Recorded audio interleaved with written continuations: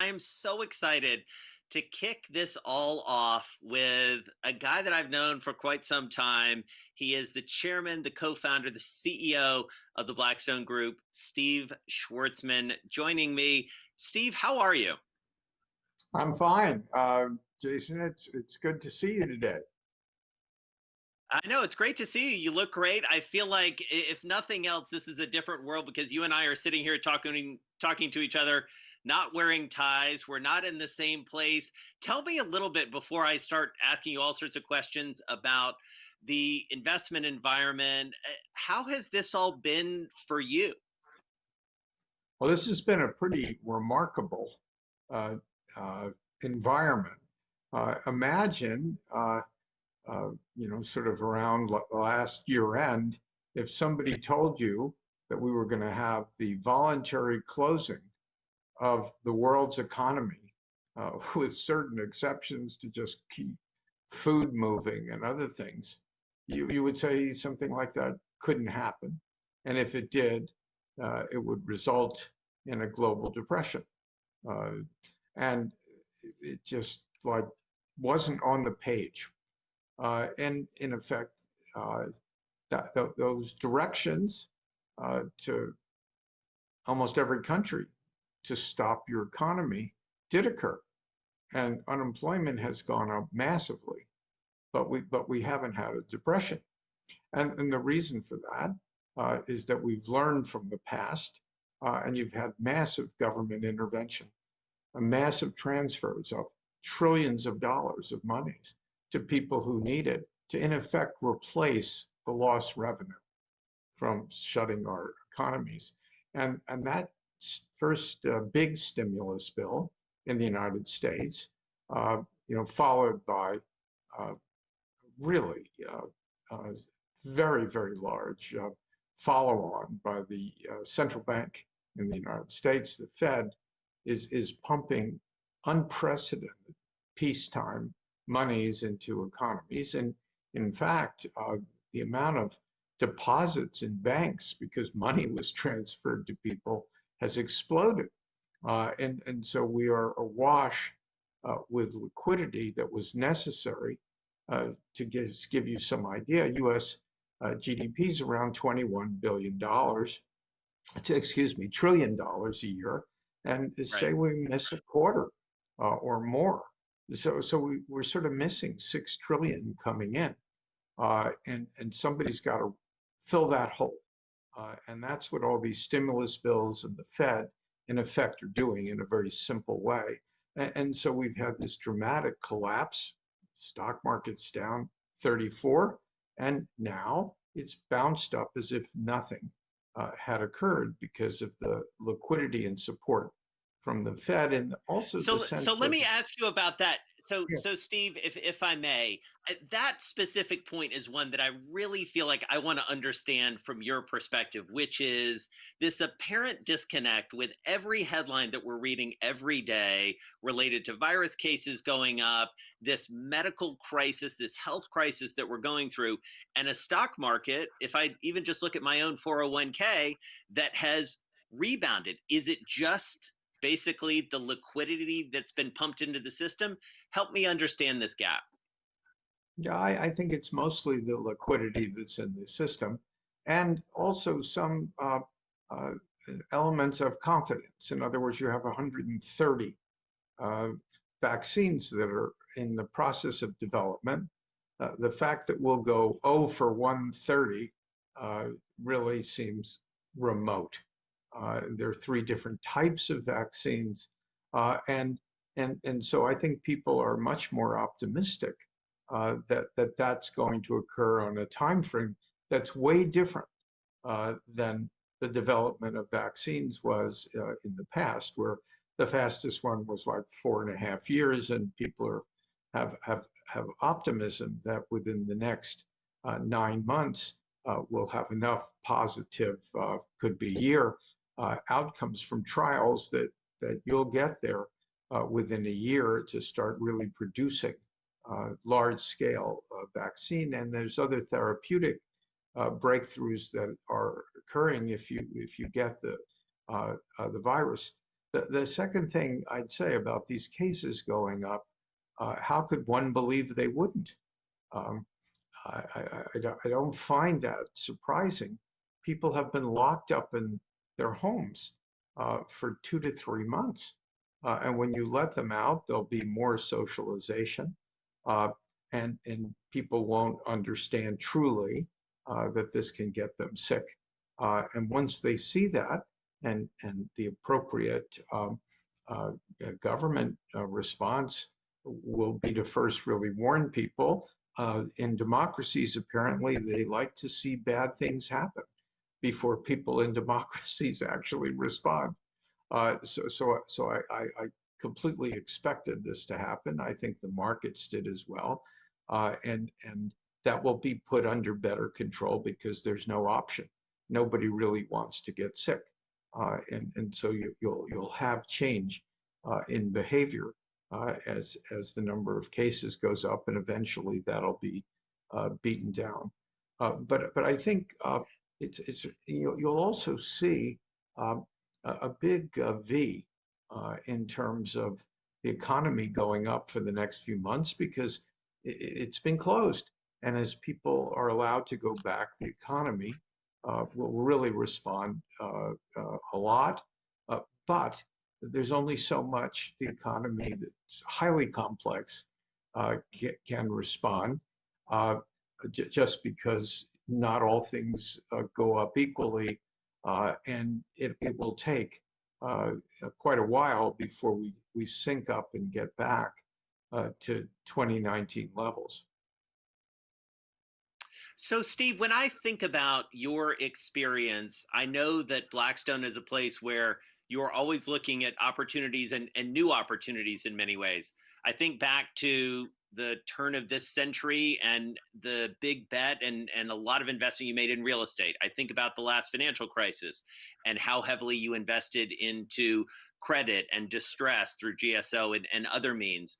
What's something that you're doing now? Take us inside Blackstone that might help us understand the opportunities that exist in this latest crisis. Yeah, well, this one's different. They're always different. And the easy things to have been doing was when you hit that bottom, even if you didn't know it was the bottom, to be making significant investments. We reported just at the end of the first quarter that we'd invested $11 billion in effect liquid securities, and that's of course had a very happy outcome. And we did more in addition to that, and that's sort of the first stage. Uh, I think each of our businesses are now seeing interesting opportunities. Um, and as technology is changing things and people are staying home more, um, the areas where you'd want to invest, whether it's technology or healthcare, uh, are being modified. Certain older economies that are bound to be disrupted, those types of companies are places where, um, unless you have a really remarkable management, you'd be wanting to stay away from. We can see different parts of the economy opening faster. Um, some things were closed completely. Interestingly, in the hotel business, we owned one hotel uh, in Las Vegas, completely closed the first weekend it opened. It was 45% filled. That's an astonishing thing because Las Vegas was barely open. So there will be some surprises, not all hotels, but as you look at the gradation, places where you can drive will recover much faster. Places where you have to fly will recover much slower. And if you have to fly over oceans, those will be the slowest recovering types of investments. So each of our businesses is starting to really put out money, our business lines, and there's a much better tone. To do a lot of private investing, there has to be some confidence on both sides. Sellers have to believe they're getting fair value, and the people who are buying think they're getting fair value. So there's an overlap. Typically, what happens, as you know, Jason, if you're doing private investing, that sellers don't like to sell at bottoms. Um, you can buy liquid securities, you can buy debt securities of CMBS and other things that are stacks where you can, find the security where you think it has the most upside, even if it's gone up uh, halfway from where it started. Some of these will continue to go up, and others have already returned to par. So it's an issue of figuring out which of the underlying businesses are going to return to health. We're taking a basic view that it's not particularly interesting to buy securities in what are really challenged businesses, challenged business models. And those things trade at very deep discounts. And if those companies make it, that's a good thing. But the chance that some of these will recover as nicely as you want is perhaps compromised in this cycle because of the impact of technology and change behavior uh, of, of people. We've made a huge amount of money continuing to build our warehouse platform.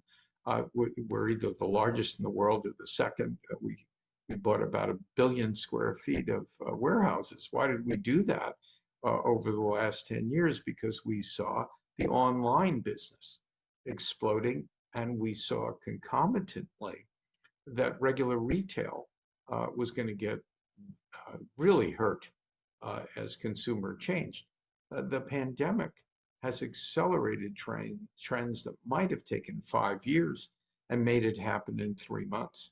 And so we're very mindful of these types of changes and are investing around those type of those changes. So, Steve, when you think about how Wall Street may change out of this, it clearly changed after the financial crisis. And candidly, Blackstone was a big beneficiary of that. Your business grew at an enormous rate. How does the investing world, how does Wall Street change on the back of this particular crisis, in your estimation? Well, it's interesting. I mean, if you take the different parts of Wall Street, take the banking community. I think the banking community went into this crisis very strong, and they're going to come out strong. And so that's a big change from the last financial crisis. In the money management area, I think that the index fund business will continue to gain share because it's not been bad at all to be long equities. And by the same token, um, the alternative class will also to continue to attract a lot of money. The long only managers in the middle were sort of disadvantaged. I think their performance will end up being better than people thought. So there'll be a little more stability, but the basic trends of index funds and alternatives will continue. I don't think you'll see that many mergers in the money management area, and the brokerage area has pretty well been consolidated.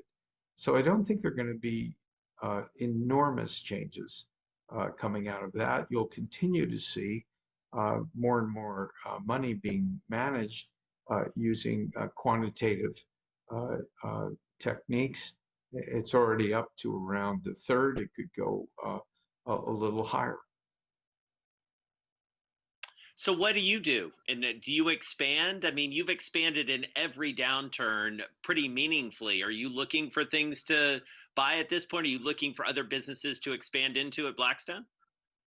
Well, we've set some seeds for expansion um, before we went into this because we thought we knew where the world would present opportunity, and one of those areas is in life sciences. And we just finished raising, or about to finish, a life science fund, and that kind of focus of the world with all the vaccine, and everyone's now an amateur expert in sort of COVID and what we have to do for the future. So that whole healthcare business is going to really grow, and growth equities, the use of technology and rapidly growing companies is going to do very well. We believe, and we're raising a pool for that. And we'll see what comes out of this crisis. One of the things about starting new business, which I guess we've done in the financial area about as much as anybody, is you have to see what starts occurring. Some of these trends you just can't miss, and how you play them is what's to be determined.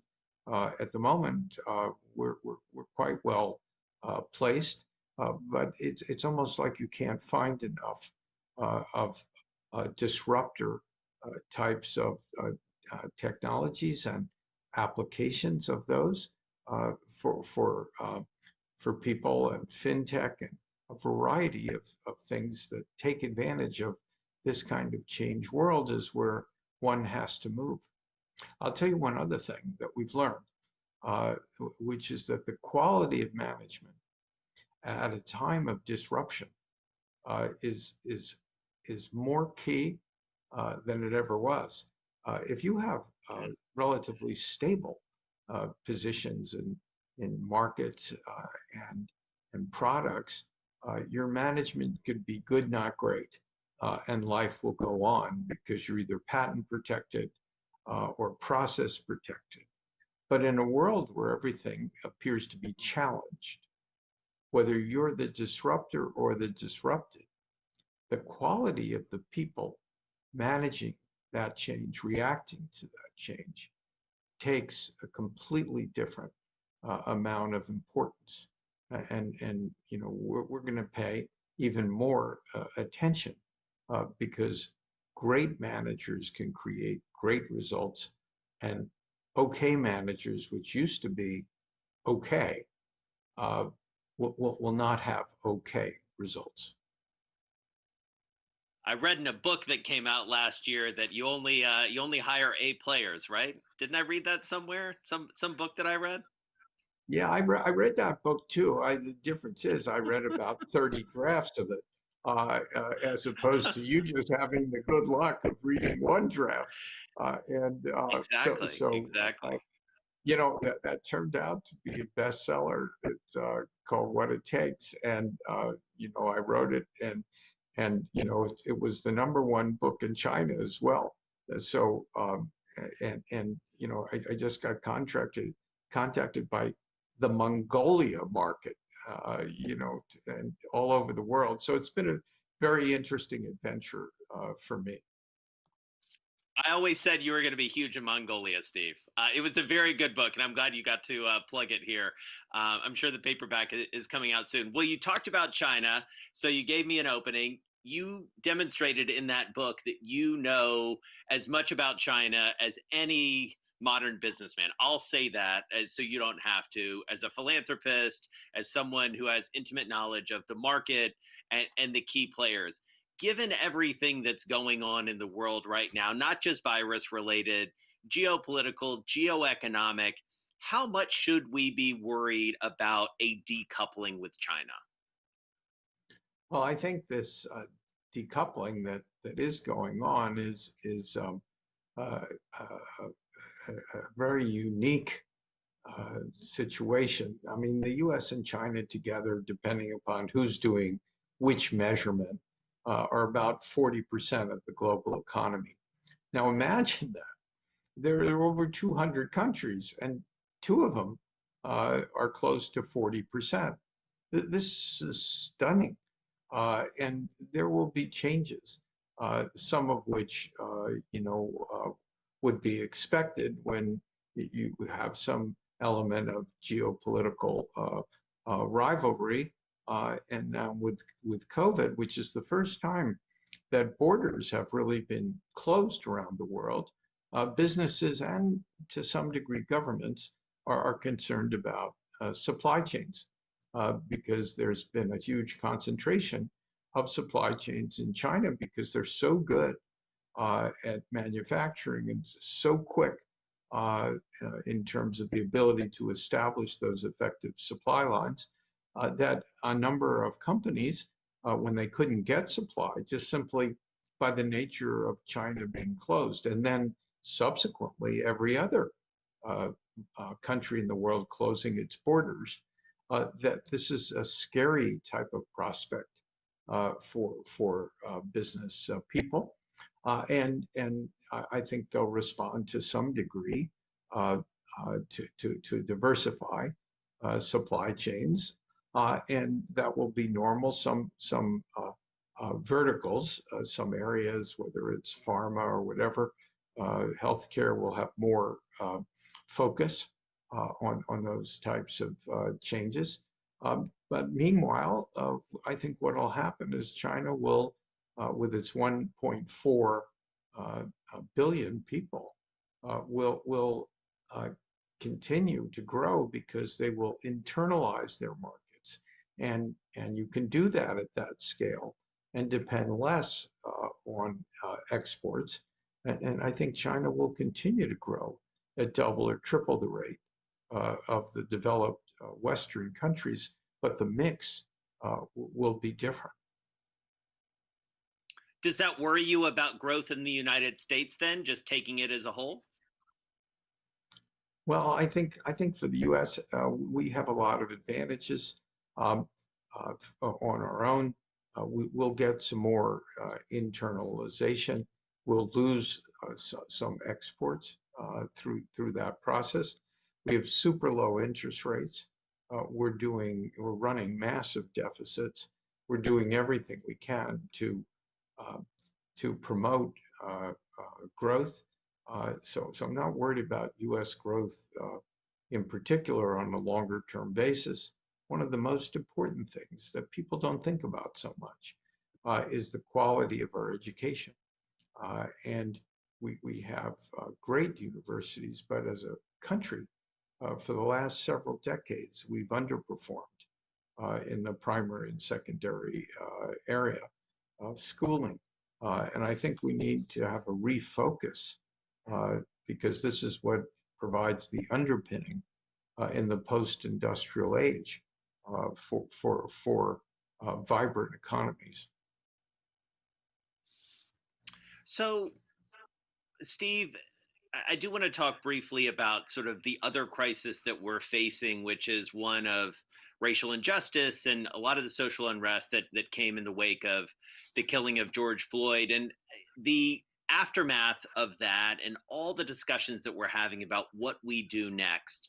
One of the interesting theories that I've heard from a number of big investors is that private equity has the ability, given its vast influence over big chunks of the economy, and you and I have talked a lot about this before, the knowledge that you have, the relationships with CEOs and the control or the influence over a lot of companies. What's private equity's general and broad role in maybe trying to fix some of the ills that have been so clearly laid bare in the last month or so?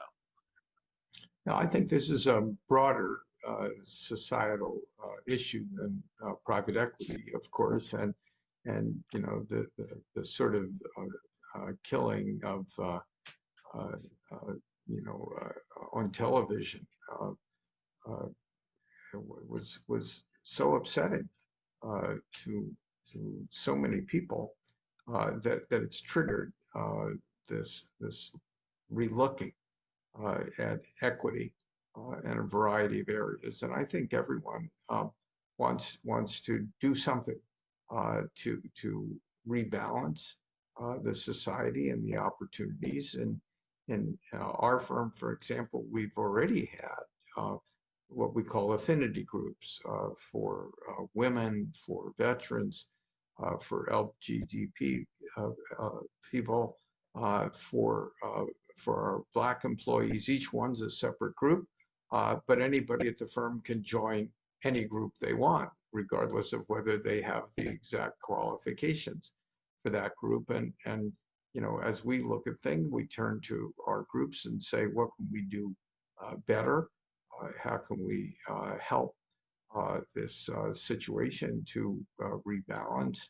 Uh, and I think that we're also looking at our portfolio companies and seeing what we can do. And I think, as you mentioned, Jason, this is a good area, and so this whole moment in time is sort of creating a productive reevaluation of things, and I think everyone in society would like to make sure that the promise uh, of equality of opportunity and should be equality of preparation occurs.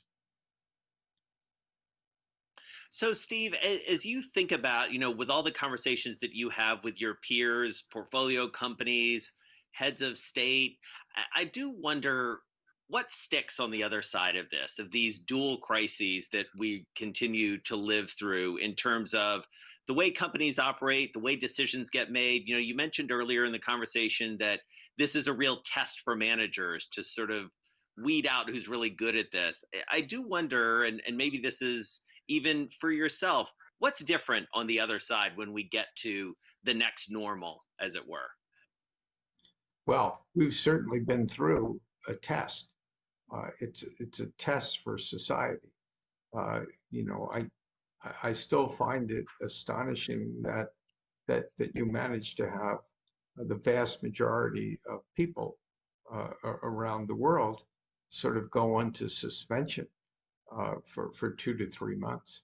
And so there's going to be all kinds of changes that come out of that. And, changes in some values, changes in how work is done, um, how people relate to each other, uh, the way they choose to have quality time, uh, and even just sort of being in shape.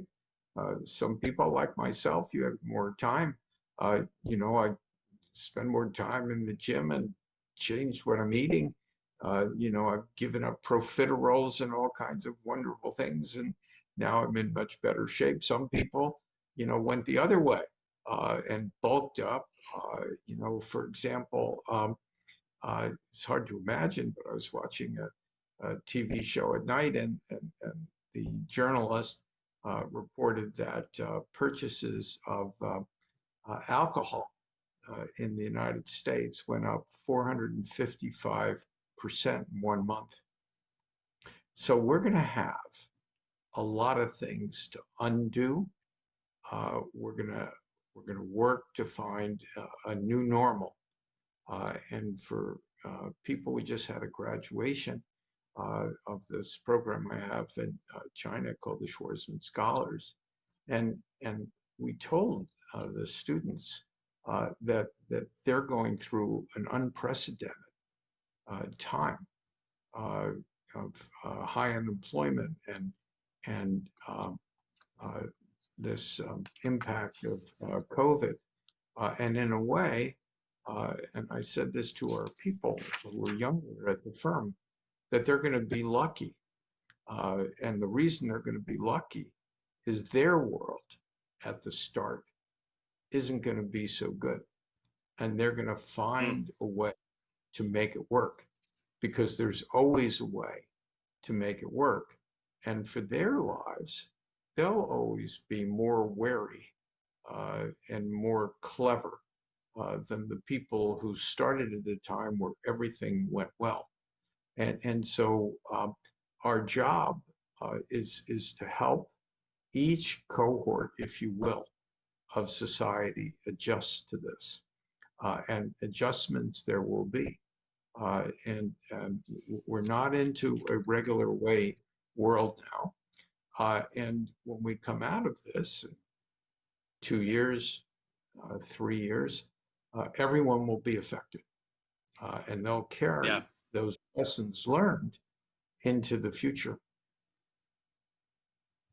All right. Well, Steve, it's really good to see you. I look forward to seeing you in person before too long. Best to you and your family. Always good to get your insights. Steve Schwarzman, the co founder, chairman, and CEO, of course, of Blackstone.